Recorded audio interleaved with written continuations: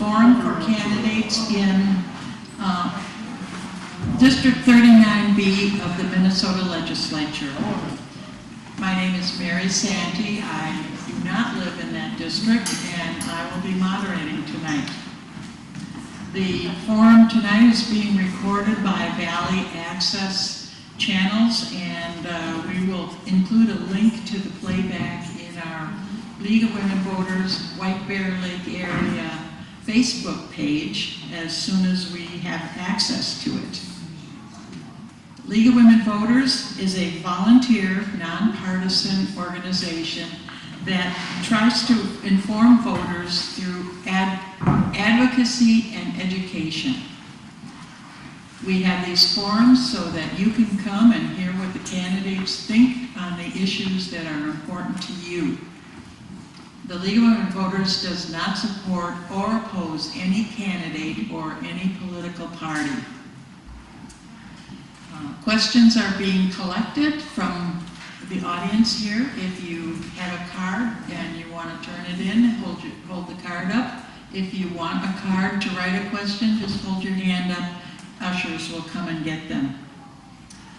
We invited both candidates to be a part of this forum. And the candidate who is participating is Ann Mosey.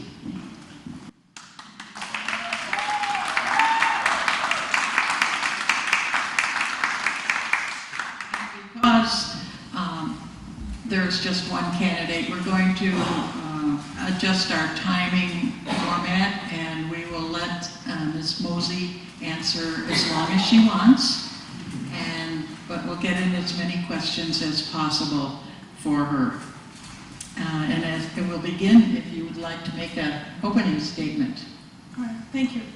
So thank you for staying. The room is half empty, but I appreciate those of you who stayed. And thank you for hosting this.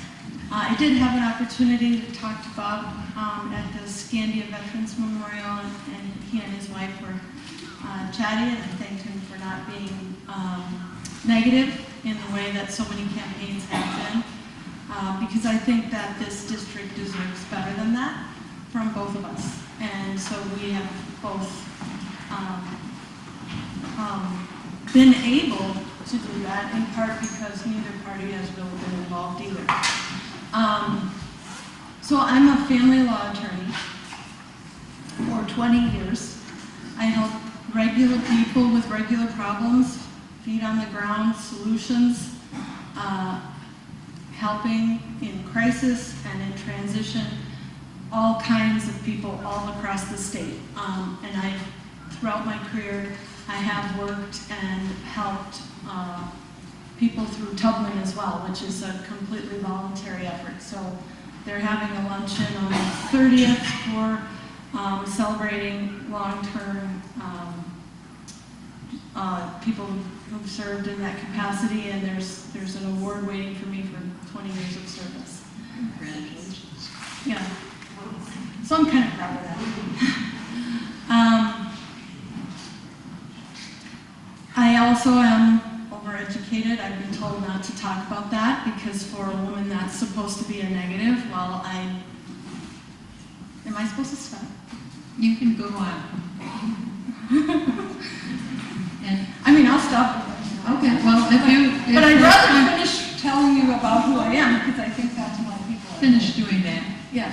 So I have a double major, English and German, at the Gustavus, which I enjoyed very much, and I had the opportunity to live abroad in Germany for a year.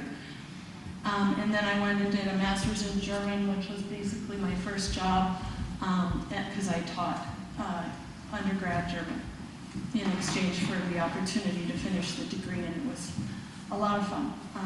I have an interest in working with people and helping people. Everything I've done has been about that. And then I went to law school at William Mitchell, which is now Mitchell Hamlin. And in between those two careers, I had the opportunity to do work with Phyllis Kahn on environmental projects for my neighborhood at the time, which was Prospect Park. We came to her with some concerns about sound walls and sound noise in the metro area, and we were able to convince MnDOT to build one, which never happens. And she was my guest. I'm turning 52 fundraiser at the dock, and she came as my special guest, and it was really nice to see her after all those years, and she said that project in particular was kind of an amazing success, and she really didn't do anything. So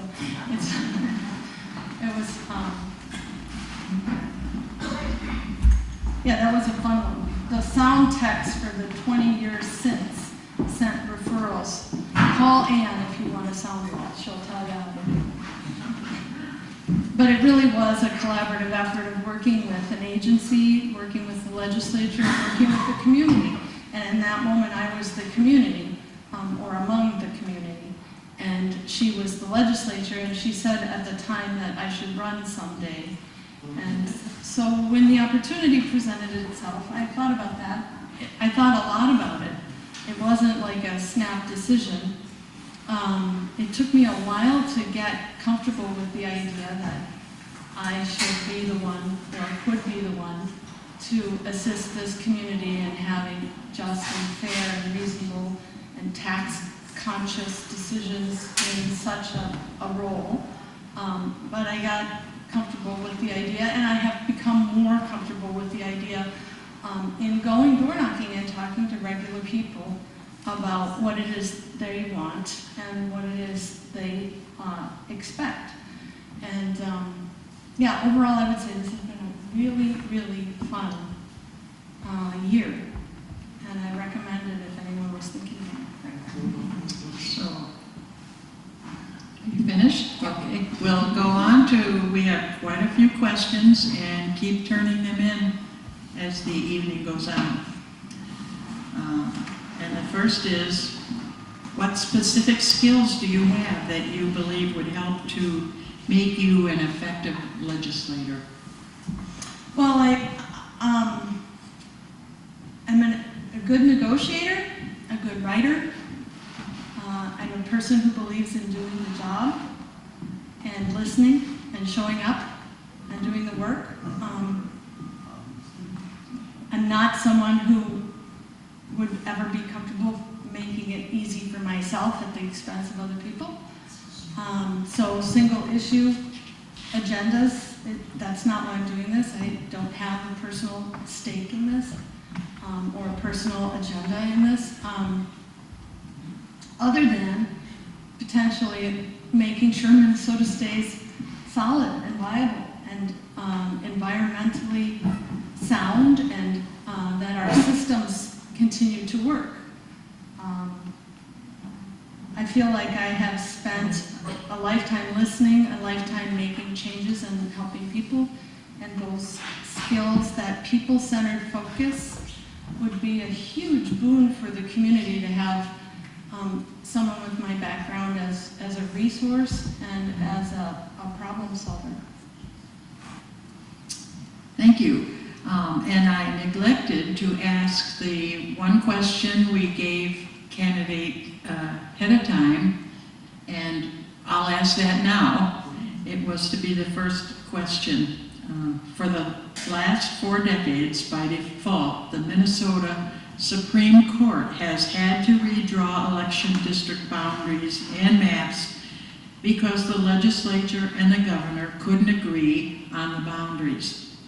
As a state legislator, what, if anything, would you do to change this redistricting process?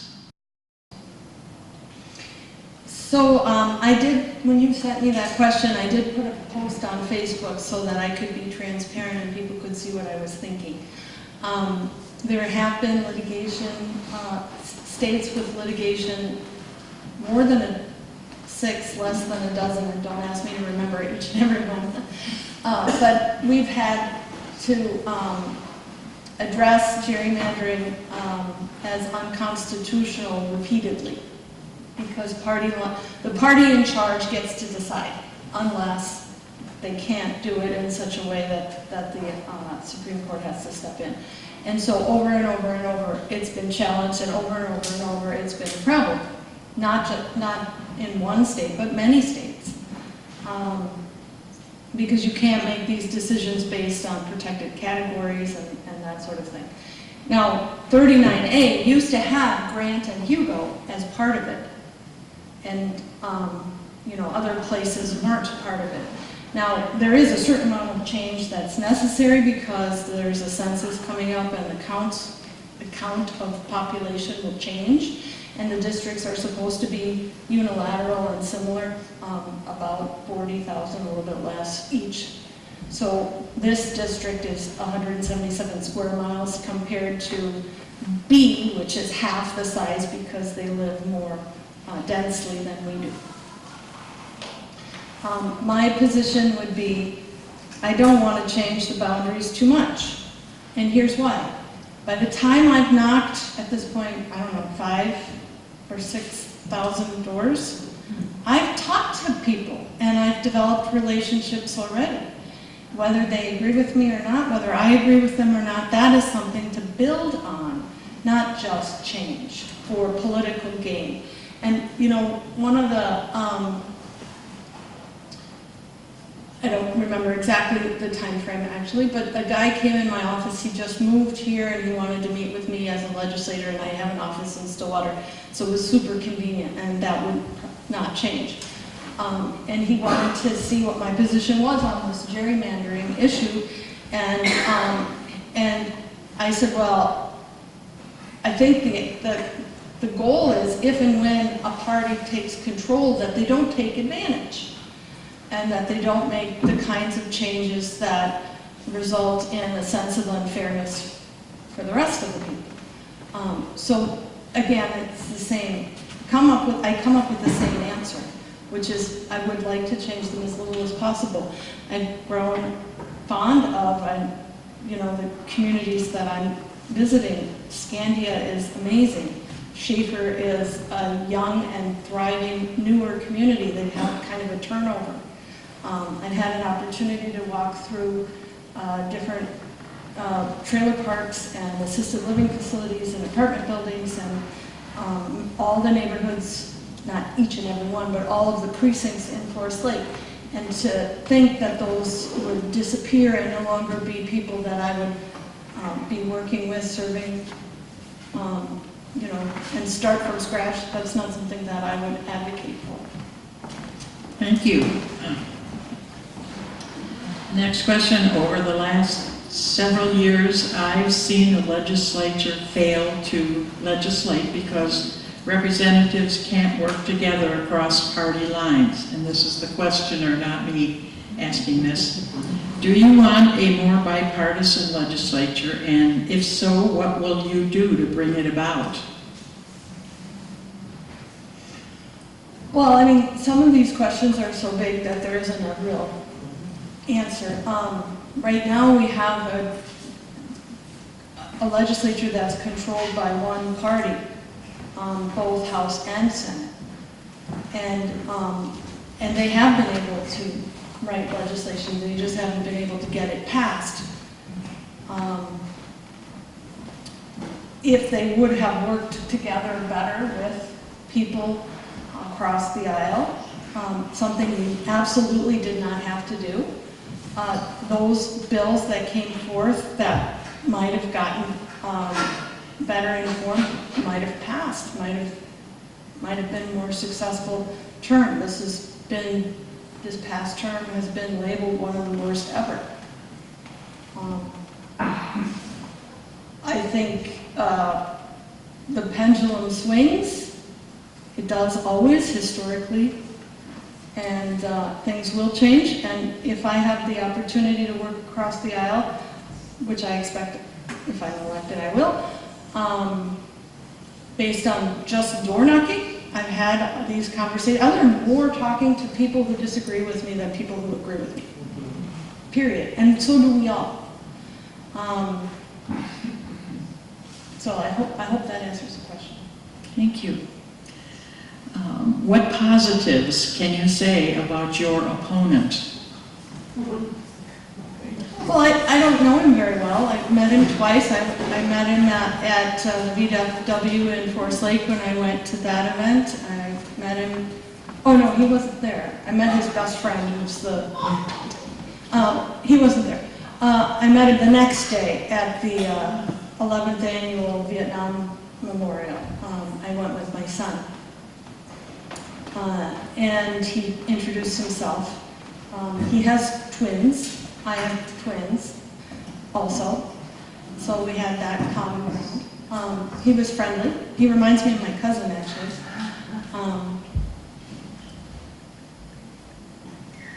You know, a lot of people haven't met him. So I don't have that much to say one way or the other. He's been friendly.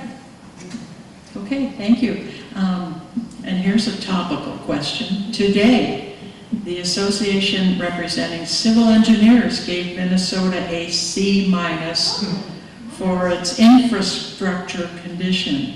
How would you work to address this if elected? Good question. So we have a low interest rate right now, and it's changing. It was a missed opportunity.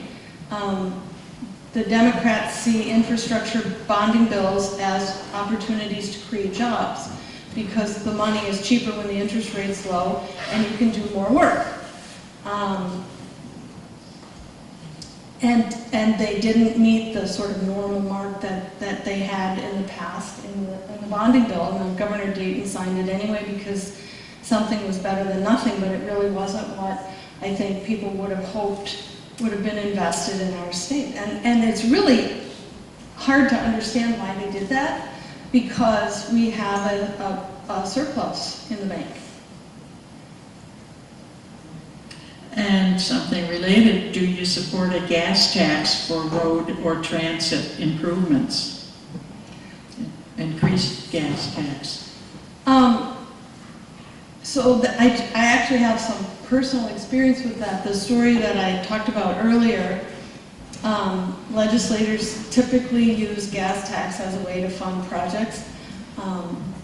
When I assisted in getting a sound wall for Prospect Park, I used statutory arguments. MnDOT was the commissioner was retiring, so he knew of a pot of money and he wanted to do something good, I think, for his last days. And Phyllis Kahn was running for re-election, and one of her promises to MnDOT, if they would, do some of these things, was to allow for an increased gas tax, and that goes to roads and bridges. It goes to fixing the infrastructure. Instead of using bonding money, which is basically loaned, it's money that's coming in a stream through that tax.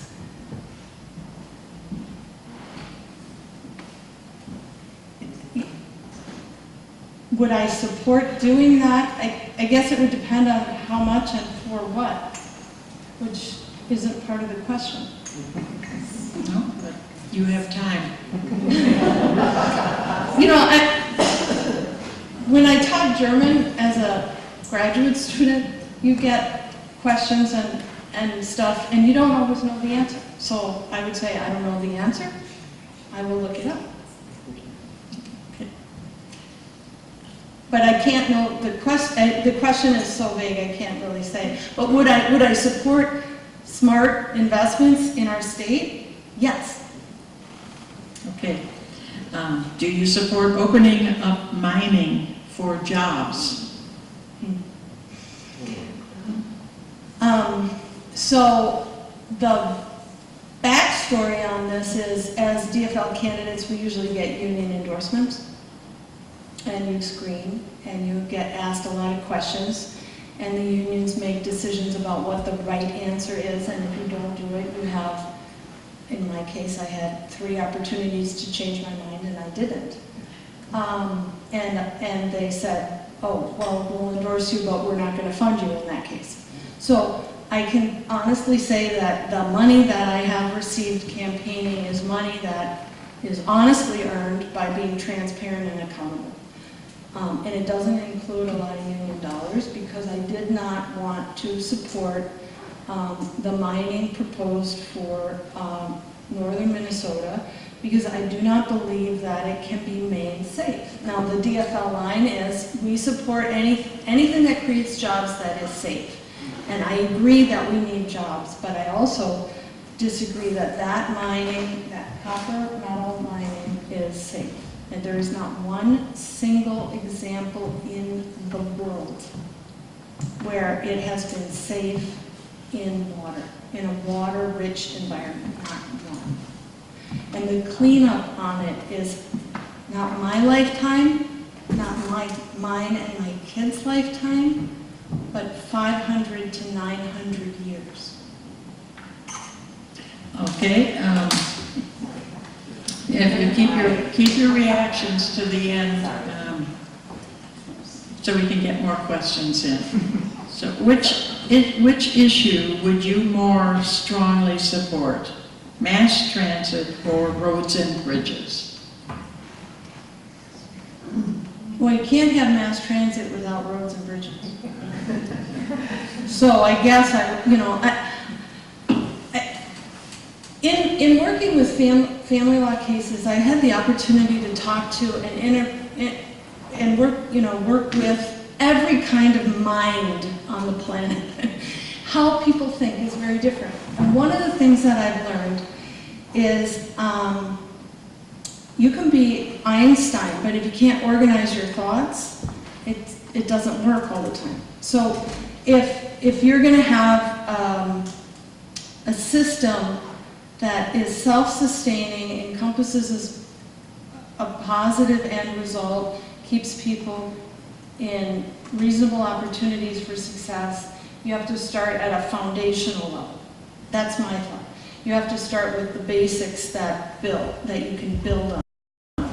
So, you need roads and bridges in order to drive mass transit. Most mass transit busing would obviously fail entirely without roads and bridges. The light rail is a more complicated issue, and I'm not sure that we're going to be able to fund it anyway, the way we're going with the tax cuts. But. Okay. The next question came from online, and he or she said, I'm frustrated with the lack of civility in politics all the way from the top. How can we address this? Yeah, well, one way I addressed it for myself was I went and talked to my incumbent and I told him thanks for not being vile, for not being disparaging, and I won't do it back. And he agreed. And he said, I'm not that kind of person, and neither am I. So I think that this community is blessed because we won't be doing that. And if you're going to be a leader, leading by example is one of the best ways to do it. Thank you. What are your views on the Met Council? And I'm assuming you need to talk about the elected versus appointed issue. Well,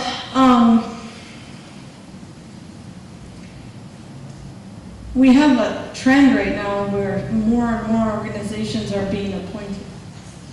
And I think one of the criticisms of that is if we're going to start appointing people to do all the jobs, then why do we need legislators? Those are things that would be more accountable through elections. On the other hand, some things are less divisive if you pull out the partisan component.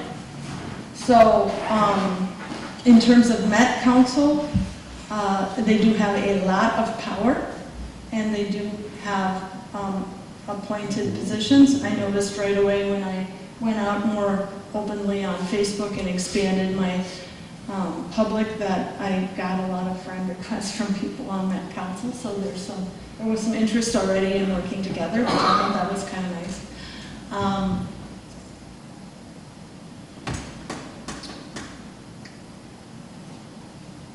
I would, you know, I don't know the perfect answer.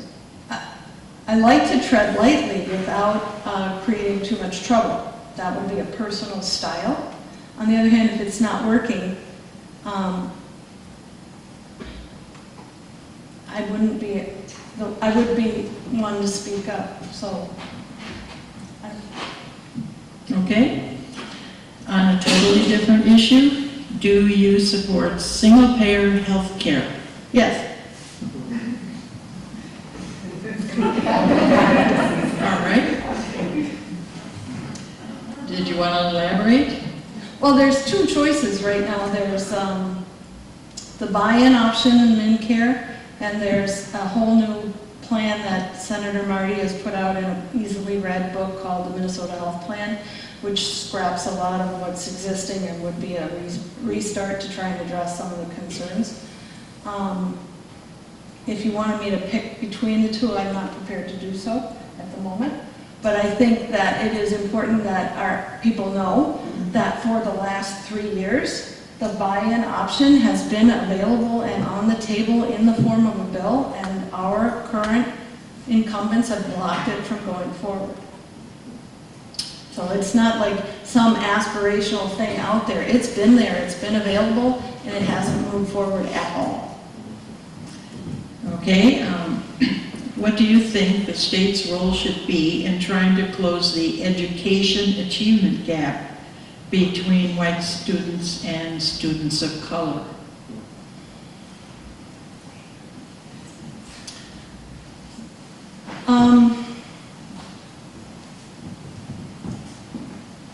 So I was a teacher at the U, and I would come at this with two worldviews. One is that a small classroom with more attention is a good thing, and if we adequately would fund at the state level, I think our schools could stop trying to force a business model on our classrooms and on our school structures to then the benefit of our kids. When we have more quality interactions between teachers-students, which would mean lower teacher-student ratios. Class size is one of the hugest issues in our community at the moment. It's been on the table year after year after year, and it hasn't been adequately addressed or even addressed at all. In fact, we're going the opposite direction. Investing in those quality relationships would make a big difference.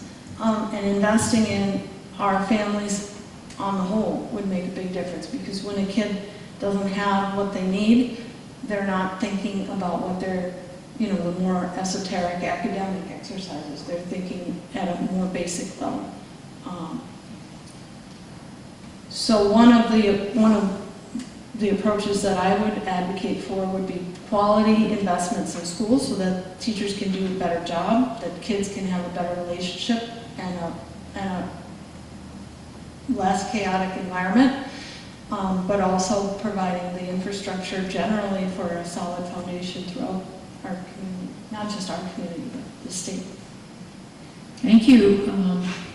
What are your thoughts on best policies for improving early childhood education?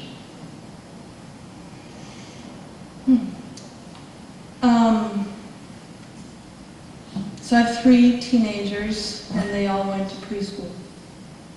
And for me, that was an opportunity to go back to work, because I stayed home with them until they turned 33 months. And it was really expensive. But it was worth it. I'm not saying it wasn't worth it.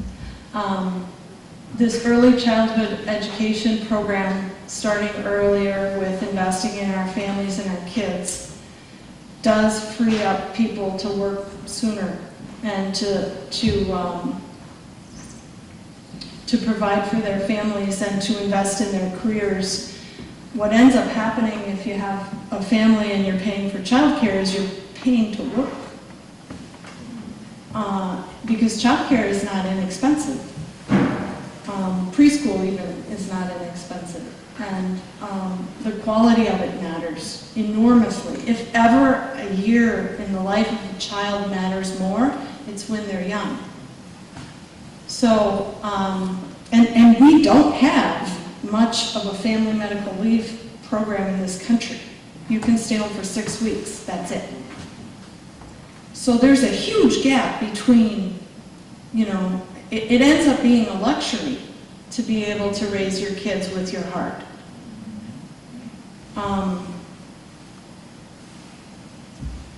You know, my neighbor was taking out a loan to build a big fancy garage, and I chose to stay home because I really cared about how my kids were raised.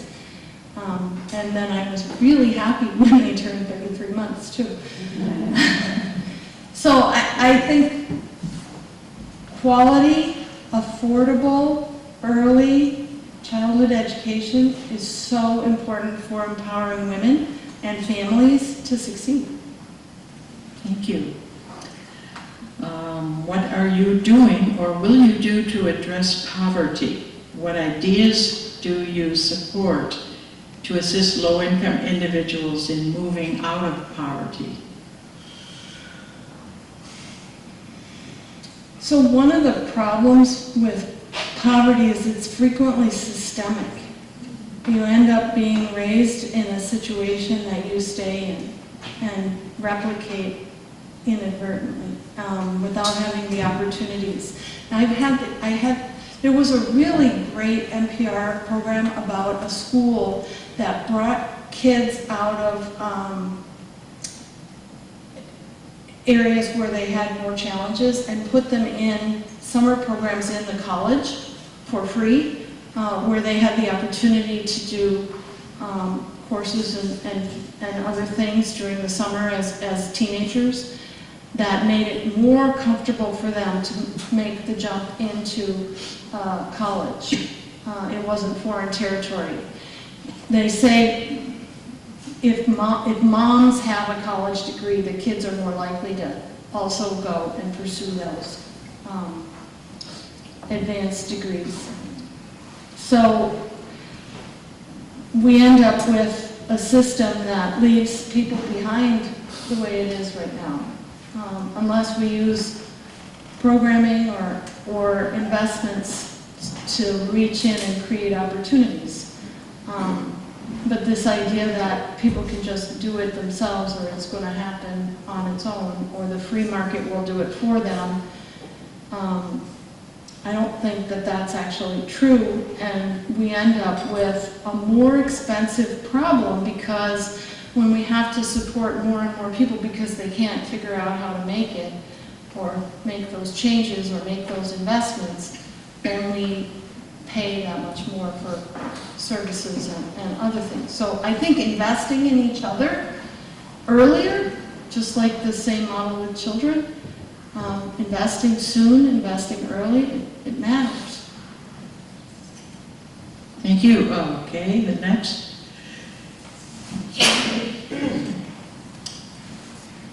Do you think insurance companies should be able to deny coverage for pre-existing conditions like diabetes and cancer and colds?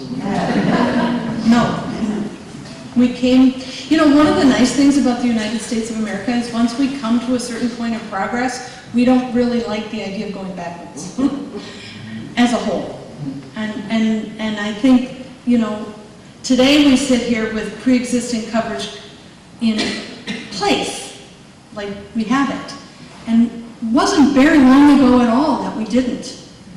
And all of those people who couldn't get care for things that were fixable, for things that lost lives, I mean, no, I don't want to go back. Okay, thank you. How can we keep housing for seniors affordable?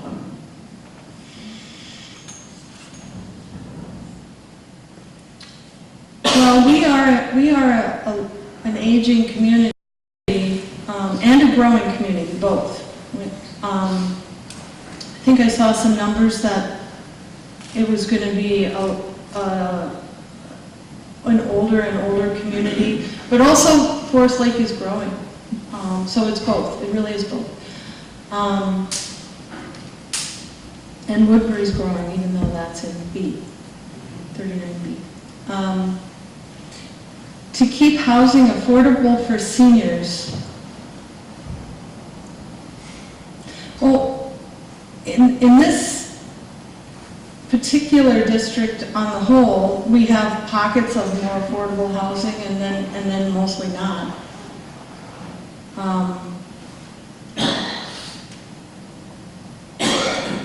I had the opportunity to visit the assisted living facilities in Forest Lake. I went to each one and introduced myself to the extent they would let me in.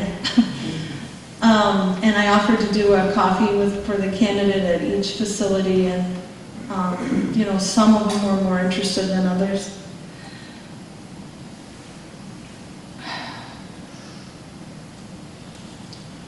I guess I don't have an easy answer to that question. I think we have a housing shortage across the whole state, really, not just for seniors.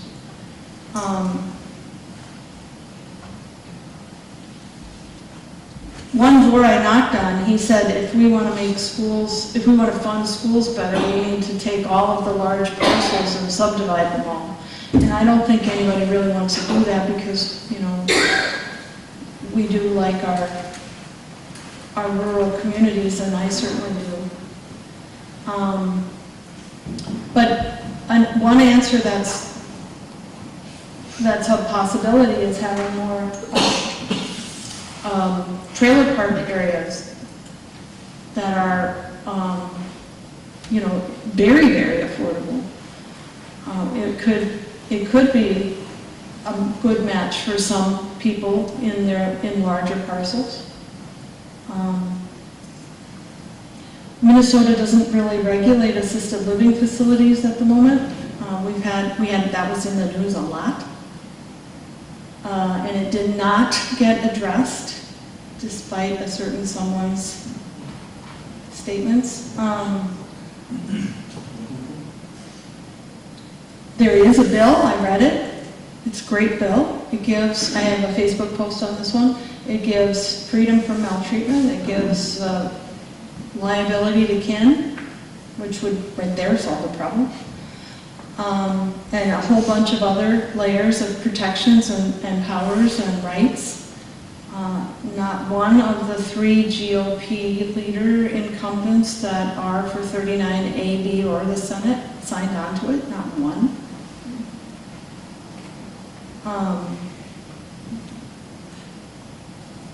And I digress.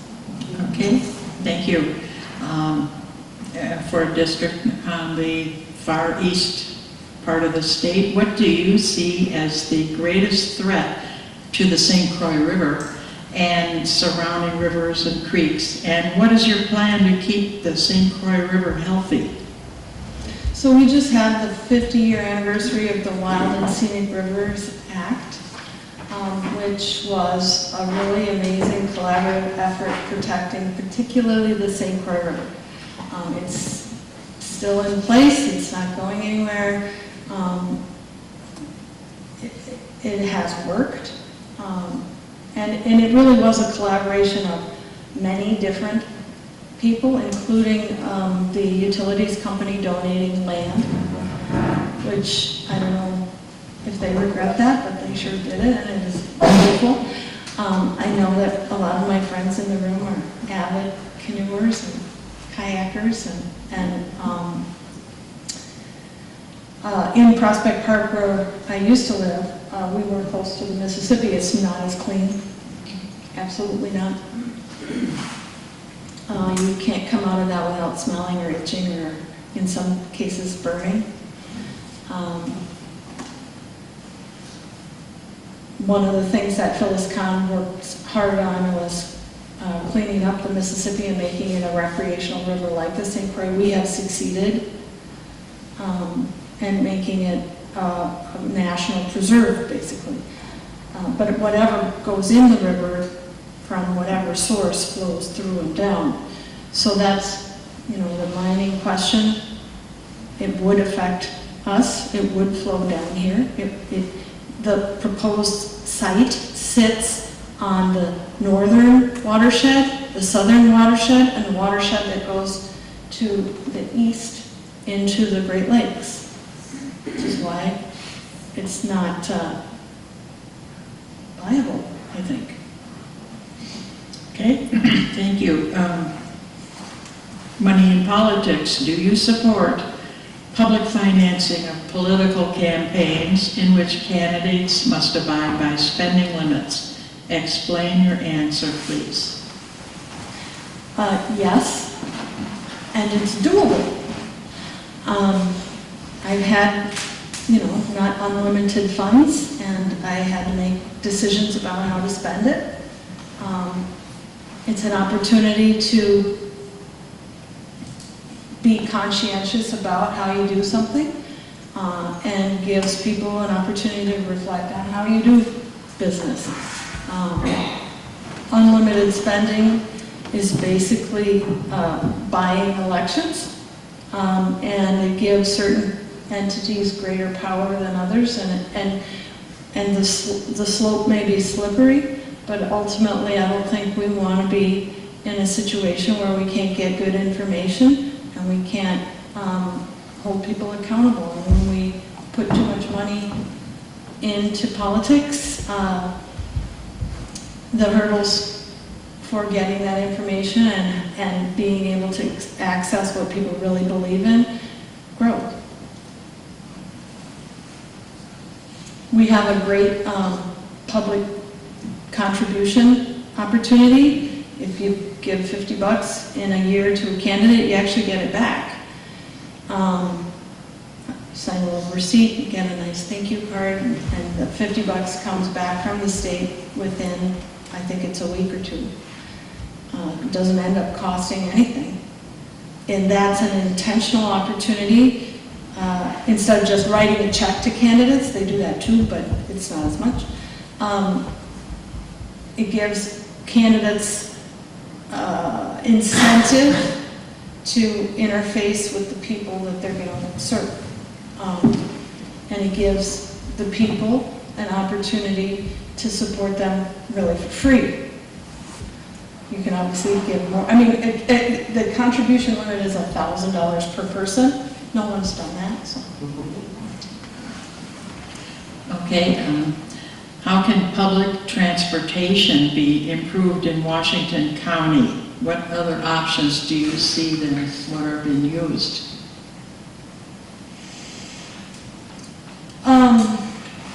So one of my kids goes to school in St. Paul and takes the express bus from the Dome. Super easy, awesome, fantastic, full every morning. Works well. I don't think it works perfectly because it doesn't go to all the communities. It would be good if it did, if we had express buses from all the communities so that people could make better access of the metro area. But I know that the GOP has chosen not to support public transportation at all, pretty much at all. There's been no money spent on it. So I don't think that's a good choice because it doesn't build the kind of social infrastructure that brings us together. Okay, is there a way to get back to single-issue bills instead of giant multi-issue omnibus bills? Well, I know Dayton said he wanted that. You can go on the Minnesota Legislative site and see the letters from Dayton to the legislature where he said, this is what I'm looking for, this is what I want, it's April and you haven't done anything, would you please do something? You know, so it would be nice if a person in that role, if it's Starry or if it's Hoppy, could say, this is what I expect, please do it, and they do. That didn't happen. So,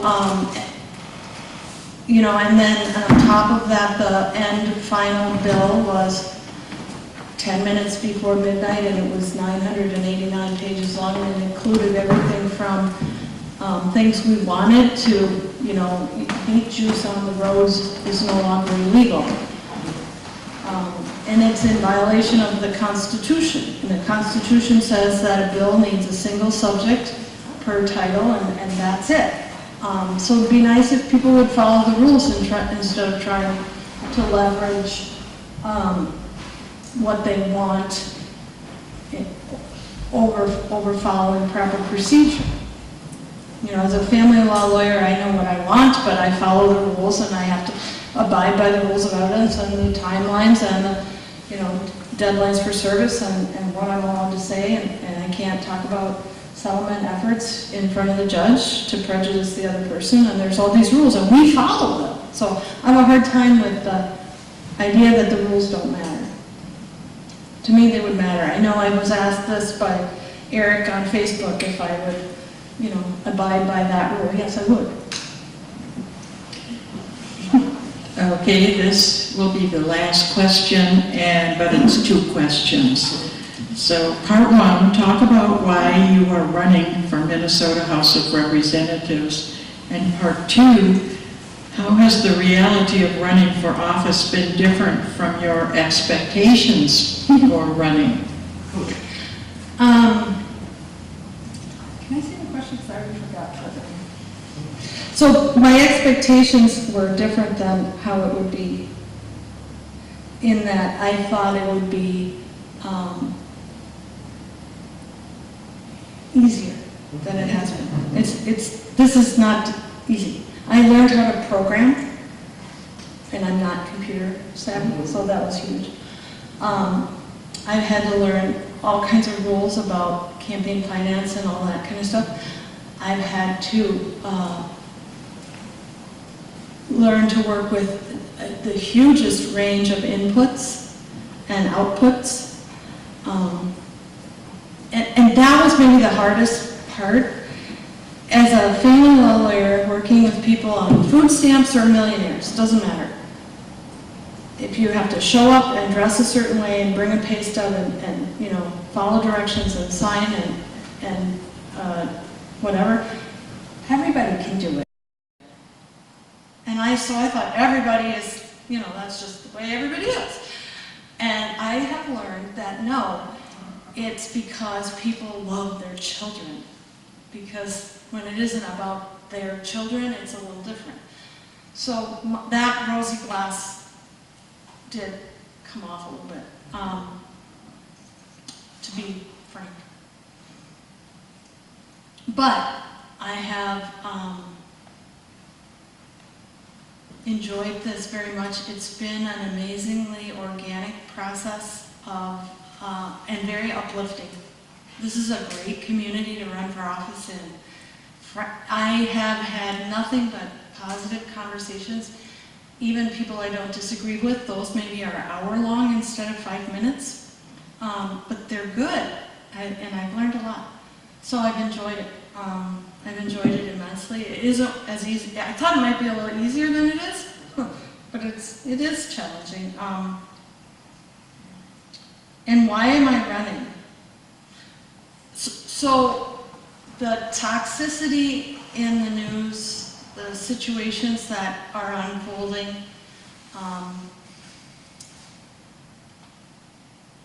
I felt like it's a really sad time for our country. And I really don't like that. So I thought I would do it differently, and it wouldn't hurt. Thank you. And if you have a closing statement you want to wrap up with, now's the time. All right. So I did. Obama ran on the charge of change, and Trump also promised to drain the swamp. Those changes are upon us, whether we like it or not. Things are changing. Things are changing. People are much, much more active, much, much more vocal, much, much more invested, much, much more aware. And that's a good thing. That's a really, really good thing. Because democracy, the founding principle of this country, thrives with connected investments by everyone. Without that, we won't have it. So I'm positive that these positive investments will result in positive changes. I believe in showing up, listening, and doing the work. I like that, and it irritates me when people do it differently.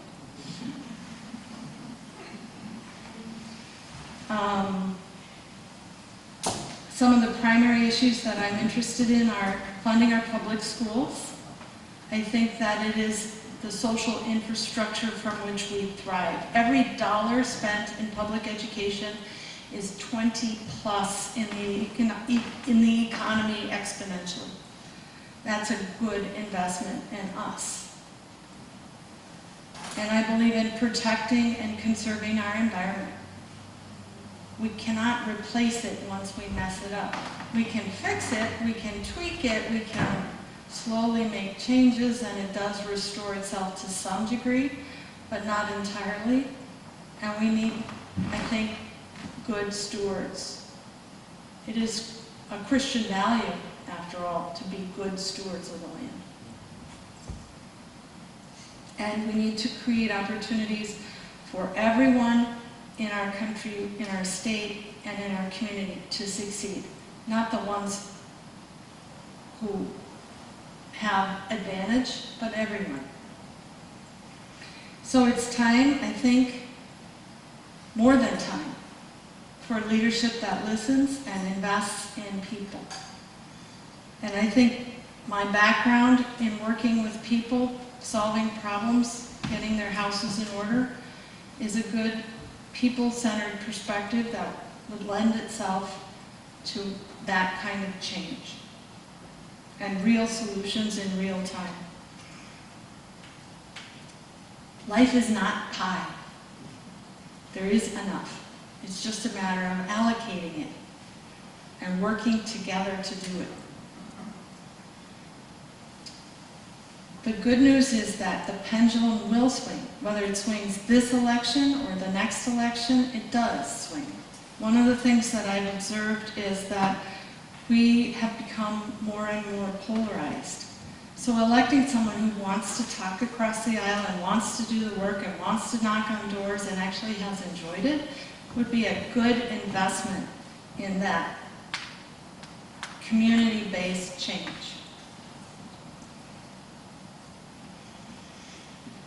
Checks and balances function when elections work, and the systems that sustain us work to protect us, to keep us in thriving, viable positions. This is, I call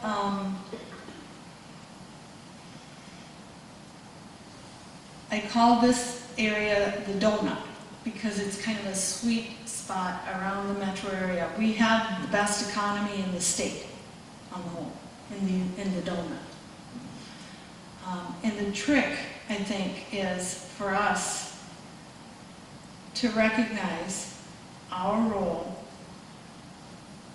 our privileged role in the sweet spot, to support and sustain others in our state. We end up subsidizing them anyway, because we pay more taxes on the whole, but it would be a good investment in a long-term process. I think Minnesota has traditionally done a pretty good job of this, and I think we should continue in that vein and work together. Accountability and transparency are easier said than done, but it starts with showing up. My race for office has been about serving each and every person with integrity and compassion, and that includes my employment. Thanks.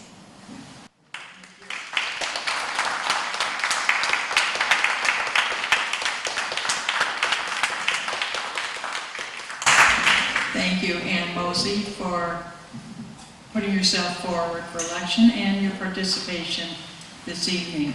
We thank Valley Access Channels for broadcasting the event and the City of Marine on St. Croix for the use of their City Hall. I thank the League volunteers who are here collecting your questions, and especially you, the audience, for your interest and your time. And don't forget to vote on November 6th. Thanks. Thank you very much.